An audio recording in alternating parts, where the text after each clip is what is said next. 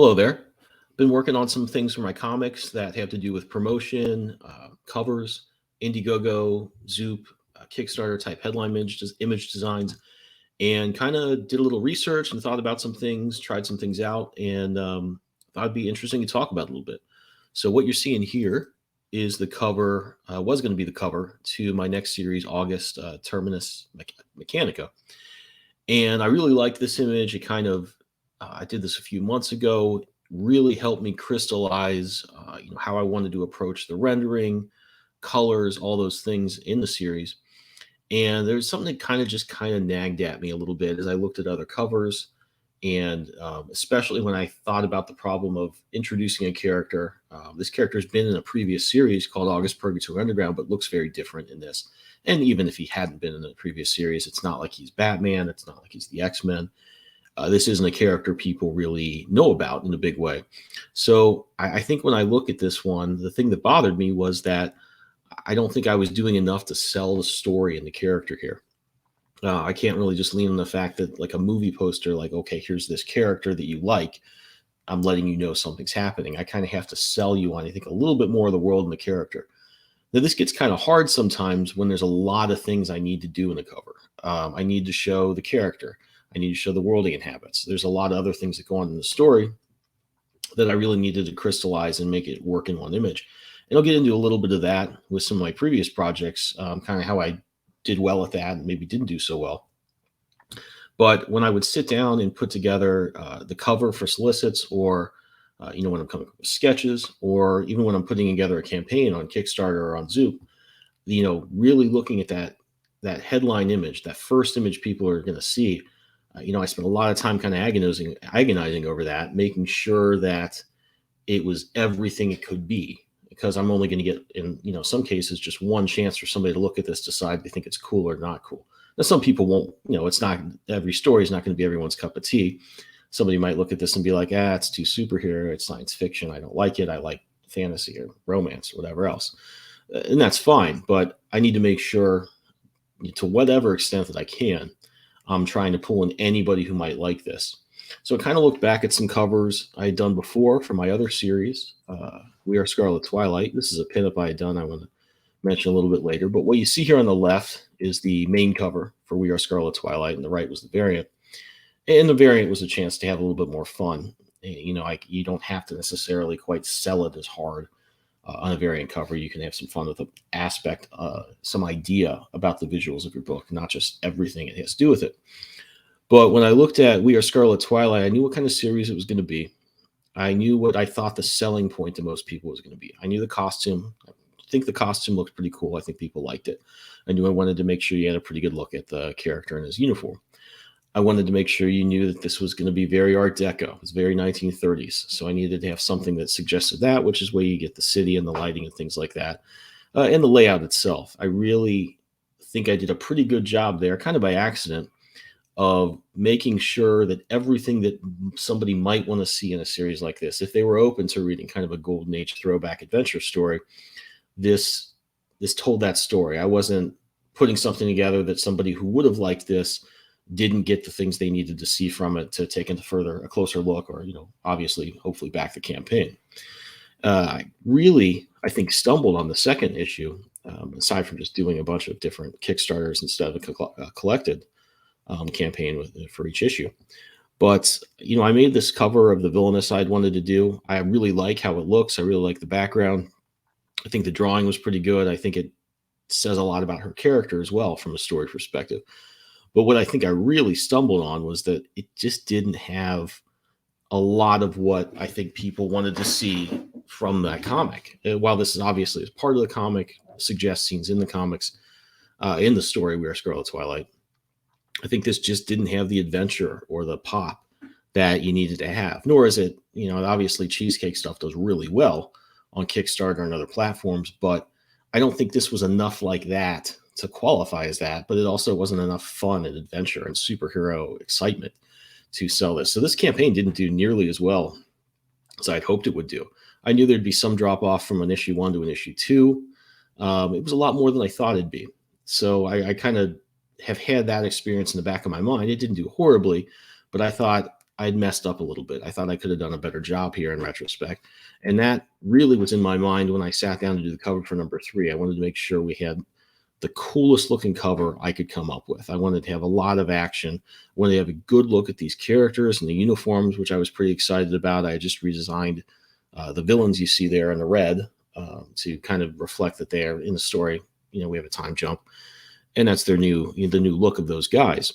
But here's something where I said, all right, I still need to say it's Art Deco, so you've got that building there. I need to say it has a lot of action, so we've got some explosions, swords, blood, action, guns, all the fun stuff that you expect in a superhero comic. And this one did a lot better than issue 2. I think that was when I sat down and thought about this in terms of like the headline image. I knew I wanted to have everything kind of stacked visually so I could kind of do a 16:9 version, which is what you see in most campaigns. I think Zoops, which is what I'm doing now, do a landscape, or I'm sorry, a regular portrait view, which means you can just do a cover, and that's great. But this was kind of a lot of goals had to be met to do this image. I think it worked out pretty well, and it did a lot better, like I said, than issue 2. I think because I gave you a little bit more of what you need to see on a cover. You need to see there's going to be some fighting and some adventure. There's superheroes, there's action. And I also kind of had to find ways to work in, there's going to be, this is a 1930s looking thing. The uniforms kind of suggest that. I think if you really are familiar with the time period, but the building is what I think really helps draw that part in. And then I kind of took the same approach to issue 4. I needed to have a good image that would work in portrait and landscape that I could crop in on. We ended up doing it a little differently, so you'd see a portrait image on the Zoop campaign. And I was really happy to go over to Zoop because they gave me a lot of help on these issues and helped me realize some cool things about what viewers are looking for when they go to maybe back a campaign. But again, I wanted to make sure I had elements of the story. The patriotic angle is a big part of the character and certainly a big part of that particular 4th issue. I wanted to show all the cool characters in it. I wanted to show there's fighting, action, that he was overwhelmed, the hero, Captain Lancet here. And this managed to do that. And again, I think this one did pretty well because, I made myself really focus on not just a cool picture of the hero. In that case, I think the hero in this story does look pretty cool. But, I need to, I think, offer people a lot more when I'm coming up with a cover image and to really get somebody to choose to back your book, to support it, to want to read the story is a big jump. And that's always something you have to be, really cognizant of when you're putting together these images for your campaigns and images for the cover. Is I always think of something one of my mentors in terms of graphic design and art direction said, and he was kind of more of a salesman. And he would talk about how he'd do sketches and things for people when he was, pitching projects, when he would do a lot of the concept work that really in some of these cases the clients probably should have done on their own. But his philosophy was, I'll always just look at what people need to make a good decision, to make a decision we want them to make, which is say hire us to do a job. So I always kind of think about it from their shoes, from their point of view, and think, what can I do to make it a little easier for them to go with us, to buy our product more or less. And that's a pretty simple thing. I think people are aware of that sort of viewpoint in their lives. But I think when you really put it down on paper, so to speak, and think about it in that way, it becomes a lot easier to apply that to a lot of different things. Really think about what somebody needs to see. If the cool selling point of this story is that it's 1930s inspired, it's got action, adventure, patriotism, or at least a view about, an opinion about that, that's something I want to put in there because everybody's looking for something slightly different in the comic. I want to make sure I have as much there as I can to make that person go from, oh, that looks cool, I'll check it out, to I want to back this, I want to buy it, I want to read it, which is, of course, the goal in our campaigns and when people see it on the shelves here. So back to this cover, I was talking about, I really like this drawing. It's a cool look at the character. I love a lot of the things about the rendering that worked out pretty well, but yeah, I just kind of didn't think it had enough sort of pop to it. I don't think it did enough to tell the story, to convert someone from, I'm looking at this cover, maybe it's a nice drawing, to, I got to read this story. I got to find out what happens to this guy. And that's something I think I struggled with this is the set of covers for the original series, August Purgatory Underground, which we're going to have a campaign for the collection this summer. If you want to read this story, it's really cool. It's my favorite character to work on. I'm going to be doing a lot more with them. So if you're a big fan of Star Wars, Indiana Jones, all that 80s stuff, you're really going to like this one. And I hope you'll check it out, which I'll talk a little bit more at the end of the video. But here, I think I had another case where it would have been nice to have action, but there was a lot that I had to say with this character. I had to show kind of who he was, what he looked like, suggest something about the story. There'd be kind of a cowboyish setting and aspect. In addition to all the sci-fi, I also have this graffiti on a spaceship that I don't think you necessarily need to know if he did or someone did it to him, or if even if it's his spaceship, but it suggests that there's a little bit more going on. Which, excuse me, is what I liked about that one.